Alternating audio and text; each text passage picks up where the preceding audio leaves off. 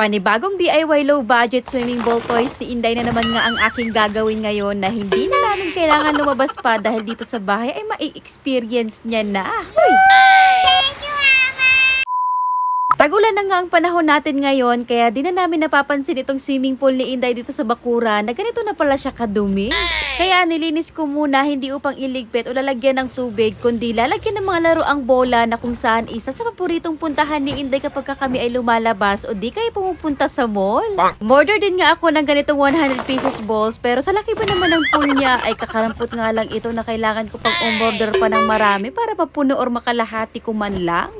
Pero imbis na umorder pa nga ako ay naisip kong bakit di ko kaya subukan na mag-DIY ng toy balls gamit nga itong mga sobrang tela ko dito sa bahay. Nag-shape nga lang ako ng bilog sa telang pink at pahabaan din nga ng tiyaga dito lalo na kung gusto mong makagawa ng madaming ganito. Tapos nalagyan ko nitong karayom na may bilog para magpantay kapag kagupitin ko na or tatahiin. Tinahi ko lang nga ng pabilog itong tela tapos may siwa nga dito banda para dito ko nga ipasok ang palaman at kukuha ako mula dito sa una na hindi na namin ginagamit. Pwede rin nga ninyo itong gawin para sa inyong mga anak kung walang budget pambili ng mga ball toys. At kung wala naman kayong mga tela ay pwede rin nga yung mga damit na hindi nyo na nasusuot na pwedeng gawing ganito.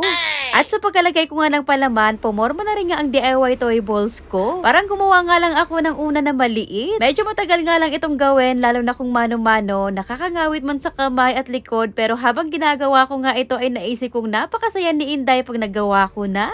At unti-unti na rin ang dumadami, sipag at tiyaga lang mga auntie, lalo na para sa ikakasaya ng ating mga anak for the go. Ibang kulay ng tela na naman nga ang gagawin ko. Mas maganda kasi kapag ka-colorful, i-match ko lang din nga sa mga toy balls niya. Walang hindi kayang gawin para kay Inday. Kung kaya ko, mas kaya niyo rin mga auntie. Nakaramdam nga ako ng pangangawit ng likod, kaya humiga muna ako habang nananahi. Huy, multitask. Hanggang sa hinalo ko na nga itong mga nagawa ko sa mga balls, pagtalon ko, di pa rin sapat. Huy! Pero kung maliit tong pool niya, ay madami na rin nga ito kung titignan. Kaya naman dahil kulang pa, ay naalala ko, meron pala kaming pinaglumaan na sofa bed dito sa aming kubo. Ito na nga ang gagawin kong karagdagang kaanik-nikan design dito sa kanyang pool toys. Sinanitize ko muna ito bago pagpira-pirasuhin. Nais ko pa sanang i-shape siya ng pa-square o di kaya pabilog. Ang kaso, napakatigas niya kahit naguntingin. Kaya pinaghihila ko na lang.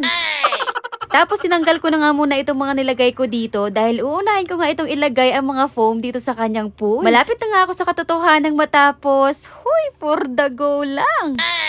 Naisip ko pang dagdag ko na rin nga itong slide niya para mas matuwa siya sa aking pasopresa. Kaya pinunasan ko na nga muna ito bago ilagay sa kanyang pool. Tapos tinappings ko na nga itong mga ball toys niya at ganito na nga akong titignan ang DIY pool niya mga auntie. It's time to surprise her. Teka, may surprise ako sa'yo. Do you want a surprise? Come on. Wait, ganyan ha. Tapos open mo mamaya ha. Wait lang. Wait lang. Huwag mo natanggal. Huwag mo natanggal. Tanggal na! What is that? Ha? Ah, tanggal na! Yay!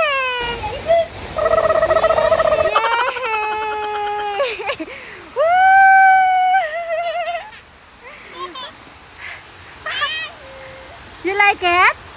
Yes! Wow! Sobrang saya niya mga auntie! Perfect at suwa kayong tag-ulan, lalo na di makakagala sa labas, kaya bahay-bahay na muna ang Inday. Mwah! I love you too!